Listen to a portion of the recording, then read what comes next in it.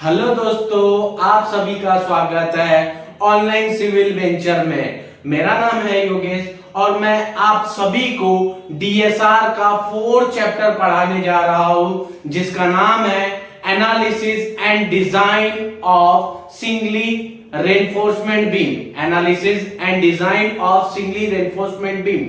दोस्तों, मैं आपकी जानकारी के लिए बता दूं, एमएसबीटी एग्जाम में इस चैप्टर से लगभग 16 से लेके 20 मार्क तक के पूछा जाता है। 16 से लेके 20 मार्क के तक पूछा जाता है। चलिए, इस चैप्टर में सबसे पहले हम समझते हैं कुछ छोटी छोटी बातों को। पहला क्या समझते हैं, सिंगली रेनफोर्समेंट बीम क्या होता है और डबली रेनफोर्समेंट बीम क्या होता है। क्या समझते हैं दोस्तों, सिंगली रेनफोर्समेंट बीम क्या होता है, डबली रेनफोर्समेंट बीम क्या होता है। सबसे पहले मैं इसकी डेफिनेशन रीड डाउन कर लेता हूं। When the steel provide in only tension side, when the steel provide in only tension sides is known as singly reinforcement beam। समझना, ये डायग्राम को देखो, इस डायग्राम को देखना। इस डायग्राम में मैंने क्या कर दिया, ये जो सेंटर लाइन है मैंने इसे डॉट डॉट से दिखा दिया। ये जो सेंटर लाइन है मैंने इसे क्या कर लिया, डॉट डॉट से दिखा दिया। ये जो लाइन है, इस लाइन के जो ऊपर वाला पोर्शन है, इस लाइन के ऊपर वाले पोर्शन है, उसे मैं कौन सा बोल देता हूं, कंप्रेशन साइड बोल दूंगा। उसे मैं क्या बोल दूंगा, कंप्रेशन साइड बोल दूंगा। और ये जो लाइन के नीचे वाला जो पोर्शन है, ये लाइन के जो नीचे वाला पोर्शन है, उसे मैं क्या बोल दूंगा, टेंशन साइड बोल दूंगा। उसे मैं क्या बोल दूंगा, टेंशन साइड बोलूंगा। अब डेफिनेशन पे देखना, अगर मैं स्टील प्रोवाइड कर रहा हूं टेंशन साइड पे, ओनली टेंशन साइड पे, अगर मैं स्टील प्रोवाइड कर रहा हूं ओनली टेंशन साइड पे, उसी को मैं क्या बोलूंगा, सिंगली रेनफोर्समेंट बीम बोलूंगा। उसी को मैं क्या बोलूंगा, सिंगली रेनफोर्स बीम बोलूंगा। अगर मैं ओनली टेंशन साइड में स्टील प्रोवाइड कर रहा हूं, वैसे बीम को कौन सा बीम बोलूंगा, सिंगली रेनफोर्स्ड बीम बोलूंगा। उसे मैं क्या बोलूंगा, सिंगली रेनफोर्स्ड बीम बोलूंगा। अगर मैंने कंप्रेशन साइड में भी और टेंशन साइड में भी, कंप्रेशन साइड में भी और टेंशन साइड में, दोनों साइड अगर स्टील प्रोवाइड कर दिया, तो मैं उसे डबली रेनफोर्स्ड बीम बोलूंगा। उसे मैं क्या बोलूंगा, डबली रेनफोर्स्ड बीम बोलूंगा। अगर मैं स्टील प्रोवाइड कर रहा हूं ओनली टेंशन साइड में, अगर मैं स्टील प्रोवाइड कर रहा हूं ओनली टेंशन साइड में, तो उसे मैं सिंगली रेनफोर्समेंट बीम बोलूंगा। कौन सा बीम बोलूंगा दोस्तों, सिंगली रेनफोर्स्ड बीम बोलूंगा। अगर मैं टेंशन साइड में भी प्रोवाइड कर रहा हूं प्लस कंप्रेशन साइड में भी प्रोवाइड कर रहा हूं, वैसे बीम को कौन सा बीम बोलूंगा, डबली रेनफोर्समेंट बीम बोलूंगा। क्या बोलूंगा, डबली रेनफोर्स्ड बीम बोलूंगा। चलिए, अब सिंगली रेनफोर्समेंट में छोटी छोटी बातें को जानते हैं। ये सिंगली रेनफोर्समेंट बीम बना लिया मैंने, क्या बना लिया, सिंगली रेनफोर्समेंट बीम बना लिया। ठीक है, ध्यान देना, ये स्टील के सेंटर से लेके, ये जो स्टील है, स्टील के सेंटर से लेके, ये जो स्टील है, स्टील के सेंटर से लेके टॉप सरफेस तक के जो डेप्थ है, स्टील के सेंटर से, ध्यान दो, बहुत इंपॉर्टेंट है, ये स्टील के सेंटर से लेके टॉप सरफेस तक के उस डेप्थ को कौन सा डेप्थ बोलूंगा, इफेक्टिव डेप्थ बोलूंगा। बहुत इंपॉर्टेंट, जब न्यूमेरिकल करोगे तो ये डेप्थ का जिक्र होगा। जब न्यूमेरिकल सॉल्व करेंगे तो इस डेप्थ का जिक्र होगा। स्टील के सेंटर से लेके टॉप सरफेस तक के जो डिस्टेंस होता है, जो डेप्थ होता है, उसे मैं कौन सा डेप्थ बोलूंगा, इफेक्टिव डेप्थ बोलूंगा। स्टील के सेंटर से लेके बॉटम, स्टील के सेंटर से लेके बॉटम सरफेस तक के जो डेप्थ है, उसे मैं कौन सा डेप्थ बोल दूंगा, इफेक्टिव कवर बोल दूंगा। उसे मैं क्या बोल दूंगा, इफेक्टिव कवर बोल दूंगा। बॉटम में जा रहे हैं तो इफेक्टिव कवर, टॉप पे जा रहे हैं तो इफेक्टिव डेप्थ। आई होप समझ आ गया होगा। ठीक है, बॉटम से लेके टॉप तक की जो डिस्टेंस है, बॉटम से लेके जो टॉप तक के डिस्टेंस है उसे मैं क्या बोल दिया, ओवरऑल डेप्थ बोल दिया। उसे मैंने क्या बोल दिया, ओवरऑल डेप्थ बोल दिया। उसे मैं क्या बोल दिया, ओवरऑल डेप्थ बोलूंगा। ठीक है, बी को तो भैया मैं इसे क्या बोलूंगा, ब्रेथ ऑफ बीम बोल दूंगा। इसे मैं क्या बोल दूंगा, ब्रेथ ऑफ बीम बोल दूंगा। चलिए अब एनालिसिस ऑफ सिंगली रेनफोर्समेंट के स्टेप जान लेते हैं। हालांकि इस एनालिसिस में खाली 3 स्टेप है और मैं आपकी जानकारी के लिए बता दूं कि 100% इससे एक क्वेश्चन हमारे पेपर में आएगा। या तो 4 मार्क्स का भी हो सकता है या तो 6 मार्क्स का भी हो सकता है। तो वीडियो को पूरा देखना। सबसे पहले स्टेप में हम क्या कैलकुलेट करेंगे, सबसे पहले स्टेप में कैलकुलेट करेंगे actual depth of neutral axis. सबसे पहले स्टेप में हम क्या कैलकुलेट करेंगे, actual depth of neutral axis. उस actual depth of neutral axis का फॉर्मूला है XU equal to 0.87 FY AST divided by 0.336 FCK B 36 FCK B। ये FY क्या होता है, ग्रेड ऑफ स्टील। FY क्या होता है, grade of steel. FY grade of steel होता है, वो Fe250 भी हो सकता है, Fe415 भी हो सकता है और Fe500 भी हो सकता है। देखो Fe250 भी हो सकता है, Fe415 भी हो सकता है और Fe500 भी हो सकता है, हमारे क्वेश्चन में दिया गया रहेगा। ठीक है, AST क्या होता है, AST होता है एरिया ऑफ स्टील। AST क्या होता है, area of steel. Area of steel कैसे निकालेंगे, π/4 d² into number of bar. Area of steel कैसे निकालेंगे, π/4 into d² into number of bar.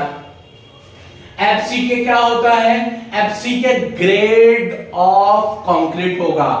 FCK क्या होगा, ग्रेड ऑफ कंक्रीट होगा। FCK क्या होगा, ग्रेड ऑफ कंक्रीट होगा। वो M15 भी हो सकता है, M20 भी हो सकता है, M25 भी हो सकता है। B क्या होता है, ब्रेथ ऑफ बीम। ये जो ब्रेथ है वही है ब्रेथ ऑफ बीम। ठीक है, चलिए ये फॉर्मूले के मदद से हम क्या कैलकुलेट कर लेंगे, actual depth of neutral axis. क्या कैलकुलेट कर लेंगे, actual depth of neutral axis calculate कर लेंगे। दूसरे स्टेप में हम क्या करेंगे, दूसरे स्टेप में कैलकुलेट करेंगे limiting depth of neutral axis. क्या कैलकुलेट करेंगे, limiting depth of neutral axis. सबसे पहले इसमें ध्यान क्या देना है, इसमें 3 फॉर्मूले हैं। कितने फॉर्मूले हैं, 3 फॉर्मूले हैं।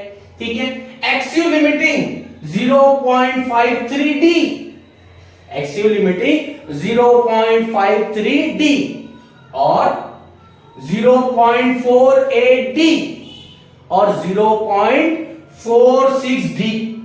ये 3 फॉर्मूले हैं सर जी, कौन सा फॉर्मूला यूज करना पड़ेगा। देखो अगर आपके क्वेश्चन में Fe250 गिवन होगा, अगर आपके क्वेश्चन में Fe250 गिवन होगा तो ये फॉर्मूला यूज करेंगे। अगर Fe415 गिवन होगा तो ये फॉर्मूला यूज करेंगे। अगर Fe500 हुआ तो ये फॉर्मूला यूज करेंगे।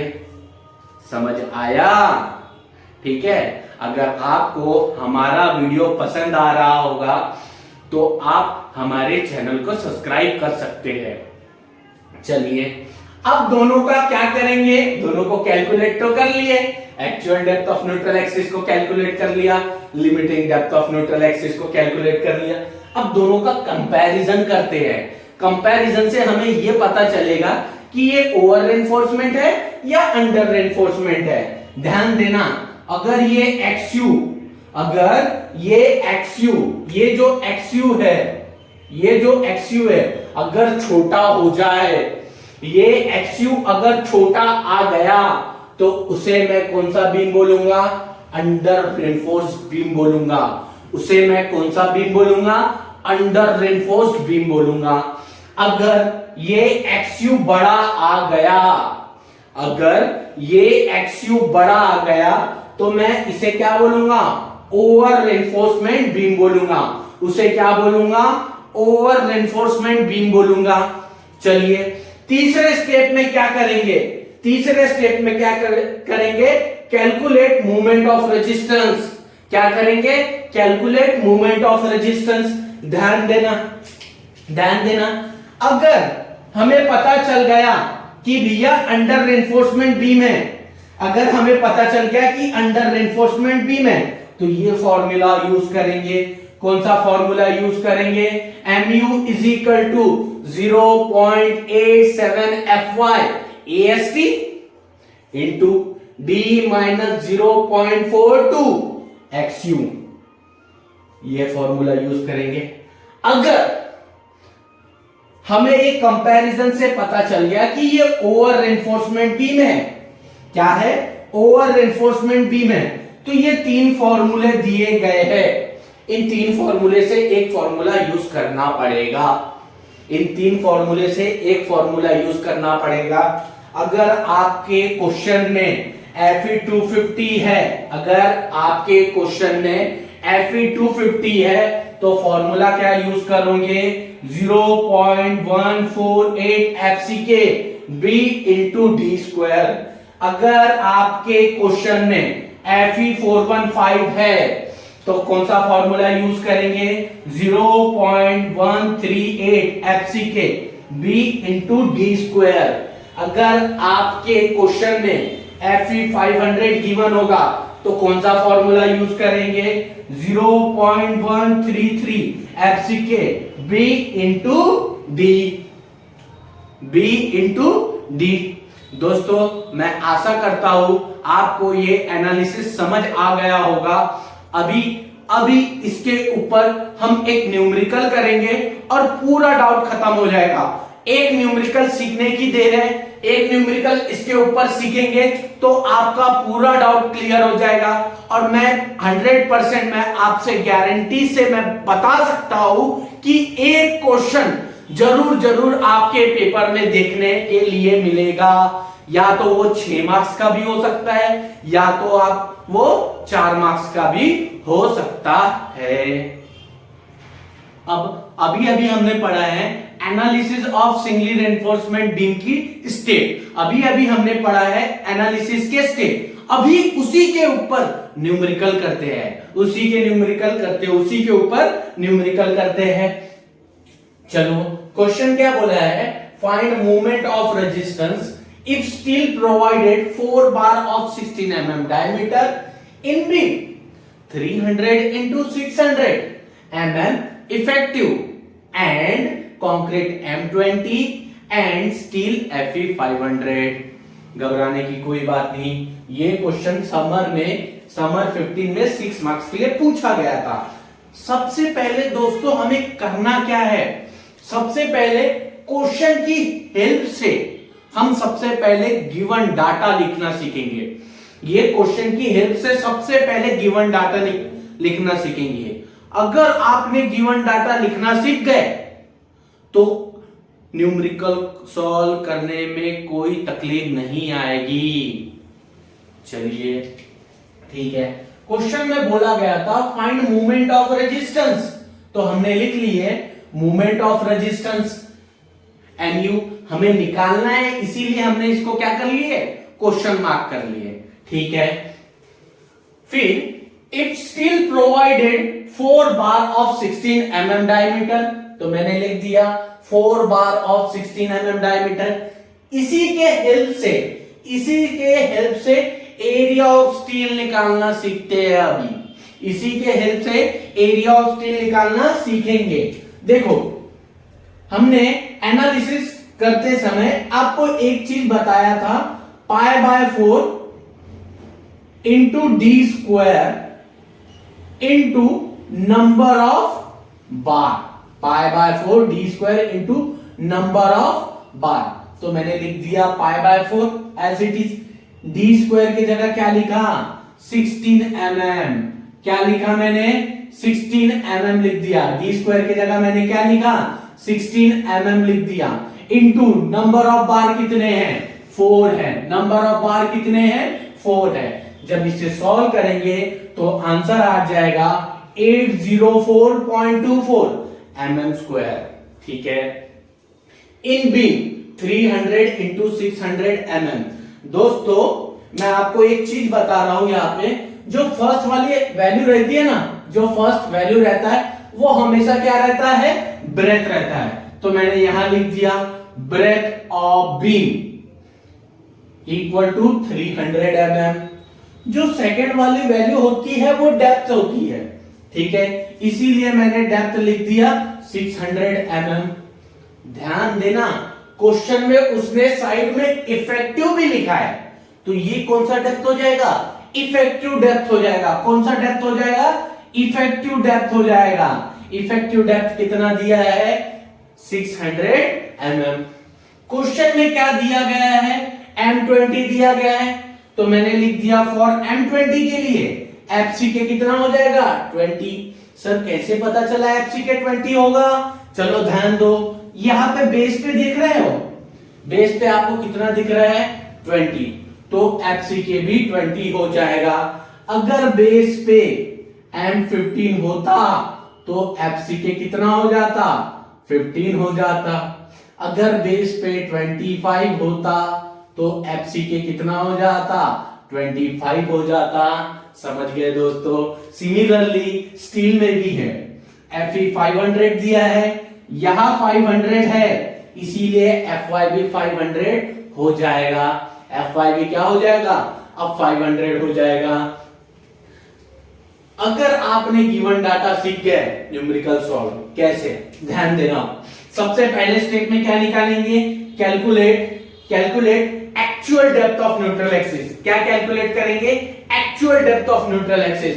उसका फॉर्मूला क्या था 0.87 Fy AST divided bye 0.36 FCK into B, ठीक है। 0.87 को तो मैंने एज इट इज लिख दिया। देखो गिवन डाटा में Fy कितना है, गिवन डाटा में Fy कितना है 500 है, Fy कितना है 500 है, तो मैंने लिख दिया 500, कोई दिक्कत नहीं, ठीक है। गिवन डाटा में देखो AST कितना दिया है, AST कितना दिया है, तो AST कितना दिया है, ठीक है, AST दिया है 804.24, लिख दिया मैंने 802.4, ठीक है। 0.36 को एज इट इज लिख दिया। FCK कितना दिया है, गिवन में FCK कितना है 20 दिया गया है, FCK 20 हो गया, ठीक है। गिवन डाटा में देखो B कितना दिया है, B कितना दिया है 300 mm। जब इसको सॉल्व करेंगे तो आंसर आ जाएगा 161.96 mm, ठीक है। चलो पहला स्टेप तो हमने बहुत आसानी से कर लिया है। दूसरे स्टेप में क्या कैलकुलेट करेंगे, limiting depth of neutral axis. क्या कैलकुलेट करेंगे, limiting depth of neutral axis. ध्यान देना, जब मैंने आपको एनालिसिस पढ़ाया था, 3 फॉर्मूले बताया था, 0.53D और एक था 0.48D और एक था 0.46D। सर जी इसमें से कौन सा फॉर्मूला यूज करेंगे और कैसे पता करेंगे कि यही फॉर्मूला यूज करना है। ध्यान देना, ये फॉर्मूला तभी यूज करेंगे अगर आपके क्वेश्चन में Fe 250 दिया होगा, तो ये फॉर्मूला तभी यूज करेंगे जब आपके क्वेश्चन में Fe 415 होगा, तो ये फॉर्मूला तभी यूज करेंगे जब आपके क्वेश्चन में Fe 500 होगा, तो 500 और इधर देखो 500, कौन सा फॉर्मूला यूज करेंगे, Fe 500, तो फॉर्मूला ये यूज करेंगे। एक्सियल लिमिटिंग क्या, कौन सा फॉर्मूला यूज करेंगे 0.46 डी, 0.46 लिख लिया हूं। डी कितना था, डी देखो, डी 600 mm था, तो मैंने लिख दिया वहां पे 600 mm। इसे सॉल्व किया तो आंसर आया 276 mm, आंसर आया 276 mm। अब दोस्तों दो स्टेप तो हमने बहुत कर लिया आसानी से, actual depth of neutral axis निकालिए, limiting depth of neutral axis निकालिए। अब इन दोनों का क्या कर लेते हैं, कंपैरिजन कर लेते हैं, और कंपैरिजन करके ये पता कर लेते हैं कि ये ओवर रेनफोर्समेंट बीम है या अंडर रेनफोर्समेंट बीम है। चलिए ध्यान देना, ठीक है। ये एक्सयू, ये जो एक्सयू आया है, ये क्या छोटा है क्या, इससे छोटा है क्या? ये दोनों को कंपैरिजन देखो, ये जो एक्सयू दिख रहा है ये छोटा है ना, तो हमारा क्या हो जाएगा, अंडर रेनफोर्समेंट बीम हो जाएगा। क्या हो जाएगा, अंडर रेनफोर्समेंट बीम हो जाएगा। चलिए अब क्या करेंगे, तीसरे स्टेप में कैलकुलेट मूवमेंट ऑफ रेजिस्टेंस। क्या कैलकुलेट करेंगे, मूवमेंट ऑफ रेजिस्टेंस। फॉर्मूला क्या है, 0.87 Fy AST into D minus 0.42 XU, ठीक है। 0.87 को लिख लिया एज इट इज। Fy कितना गिवन था दोस्तों, गिवन डाटा पे देखोगे तो Fy आपको 500 देखने को मिलेगा, ठीक है। AST कितना था, तो AST कितना था, AST था 804.24। D कितना था, D कितना था 600 mm, D कितना था 600 mm, माइनस का माइनस 0.42 का 42। XU कितना निकाले थे, XU हमने निकाले थे 161.96।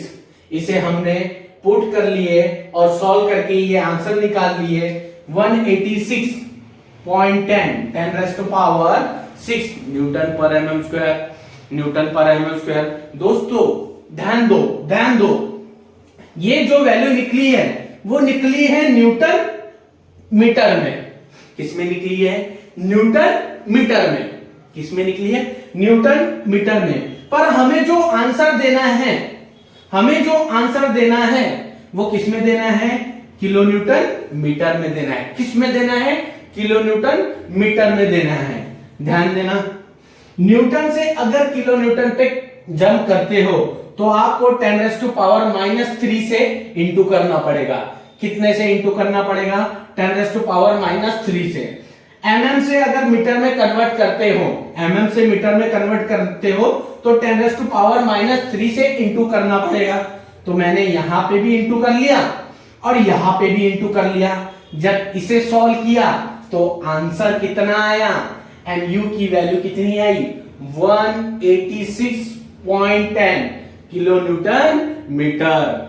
आई होप, मैं आशा करता हूं आपको ये न्यूमेरिकल समझ आ गया होगा। दोस्तों ये न्यूमेरिकल 100% आपके पेपर में आएगा ही आएगा। या तो वो 6 मार्क्स का भी हो सकता है या तो वो 4 मार्क्स का भी हो सकता है। इसके बाद भी हम न्यूमेरिकल्स करेंगे।